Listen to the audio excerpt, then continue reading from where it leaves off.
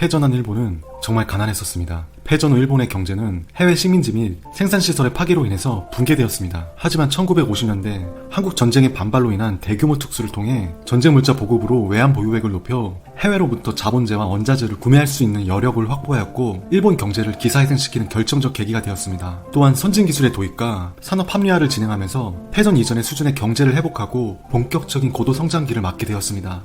일본은 1955년 이후부터 1973년까지 19년 동안 연평균 10%를 상회하는 성장률로 전후 부흥기와 고도 성장기가 현대 일본 경제사에 있어서 중요한 시기였습니다. 만약 한국 전쟁과 베트남 전쟁이 발발하지 않았더라면 지금의 일본은 없었을 겁니다.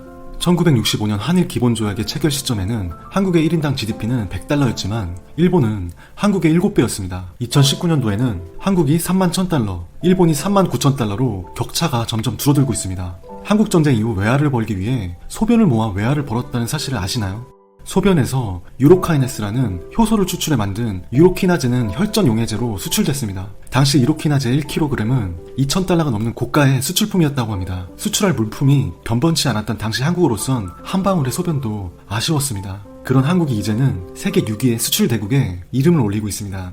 하지만 한국은 일본에게만 여전히 무역 등 경제적으로 막대한 손해를 보고 있습니다. 무역협회에 따르면 1965년 한일 국교 정상화 이후 2018년까지 54년간 한국의 대일 무역 적자 누적액은 6,046억 달러에 달한다고 합니다. 1965년 이후 대일 무역에서 한국이 흑자가 된 적은 단 한 번도 없습니다. 2018년에 일본을 방문한 한국인은 753만 명으로 한국을 방문한 일본인 294만 명의 2.5배가 넘습니다. 올해는 힘들어도 내년에는 양국 관광객 수가 역전이 되어보기를 희망해 보겠습니다. 한국의 불명동 영향과 중국의 경제 불황으로 8월 일본 경제는 대폭락하였습니다. 일본은 올해 2분기 GDP 성장률을 0.1% 낮은 0.3%로 하향 조정했다고 발표했습니다. 이어 다음 달 1일부터 소비세율을 8%에서 10%로 인상이 예정되어 있어 내수 부진이 덮치면 일본 경제 성장률이 더욱 낮아질 수 있다는 전망이 나오고 있습니다. 무역, 서비스 수지도 적자를 기록했습니다. 일본의 지난 7월 서비스 수지가 2조 5천억 원 이상 적자를 기록한 것으로 나타났습니다. 서비스 수지는 여행과 운수, 통신 등 서비스 거래를 통한 수출액과 수입액의 차이입니다. 적자폭 확대는 일본의 경제보복 조치로 인한 한국 내 일본 여행 불매운동이 영향을 미친 것으로 보여집니다. 일본의 무역 수지 역시 수출이 전년 동기 대비 3.9% 감소하며 745억에 그러면 기사를 보는 우리들은 뭐가 맞는 건지 헷갈릴 수밖에 없습니다. 그래서 오늘은 추석 일본 여행의 정확한 정보를 말씀드리겠습니다. 우선 추석 여행이 매진됐다는 기사는 안타깝지만 사실입니다. 연휴 전날인 11일과 연휴 첫날인 12일에 인천에서 출국하는 일부 일본 항공편이 전부 매진됐다고 합니다. 실제로 후쿠오카 같은 경우는 11일 좌석이 전부 매진이 되고 12일 운항편도 몇 좌석을 제외하고는 전부 매진이 됐다고 합니다.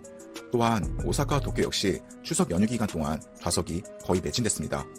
그럼 여기서 오사카는 불매운동으로 순위가 떨어졌다고 했는데 뭐지? 이렇게 생각하시는 분들이 계실 겁니다. 하지만 여기에는 숨겨진 비밀이 있었습니다. 물론 일부 일본 여행 티켓이 매진된 건 맞지만 매진된 좌석은 대부분이 적관공사에서 이른 시간대에 특가로 내놓은 상품이 매진된 거였습니다. 실제로 이번 불매운동으로 우리나라 사람들이 일본 여행을 안 가니까 최근에는 일본에서 서울로 가는 만원대 항공권도 등장을 했었습니다. 결국 이번 불매운동으로 한국과 일본을 가는 항공편 수요가 급감한 데다가 만원대 특가 상품까지 나와서 일부 노선이 매진된 거였습니다. 하지만 정확한 집계를 알아보려면 인천공항 항공사와 우리나라 여행사 중 상위권에 있는 하나투어, 모두투어의 자료를 봐야 됩니다. 우선 가장 정확한 인천공항 항공사의 자료에 따르면 작년 추석 일본 여행객이 11만 명 정도였지만 올해는 5만 명 정도로 줄어서 작년 대비 52.7% 감소했고 일본 일일 평균 이용객도 작년에는 2만 명 정도였지만 올해는 11,000명 정도로 43%가량 감소했습니다. 그래서 인천공항 관계자는 여름 휴가철에 일본 여행객이 이렇게 줄어든 것은 거의 없었다. 이번 추석은 예년 명절보다 연휴가 짧고 불매운동 영향으로 인천공항을 통한 출국자 수가 많이 감소했다. 이렇게 전했습니다. 그리고 하나투어에서는 일본 여행자 수가 작년과 비교했을 때 무려 77% 정도 줄었다고 밝혔고 모두투어에서도 작년 대비 83%가량 감소했다고 밝혔습니다. 실제로 추석 여행에 항상 인기가 있었던 오사카는 동남아나 중국 등에 밀려서 하위권으로 떨어졌습니다. 여러분, 제가 얼마 전 영상에서 일본의 온천 지역으로 유명한 료칸 세이코에는 9월 한국 관광객이 단 한 명도 예약을 안 했다는 소식 전해드린 거 기억나실 겁니다. 그런데 이번엔 예약이 아니라 8월 한 달간 한국 사람이 한 명도 안 간 일본의 도시가 있습니다. 바로 관광으로 유명한 나가사키와 홋카이도의 하코다테인데 이 두 지역에는 인천공항을 통해서 출국한 사람이 휴가 기간 동안 단 한 명도 없었다고 합니다. 결국 이번 불매운동으로 일본 항공편도 감소했고 저가항공사에 저렴한 특가 상품까지 나와서 일부 노선이 매진됐다는 건 조금 안타깝지만 불매운동 시작한 지 이제 2달 조금 넘었고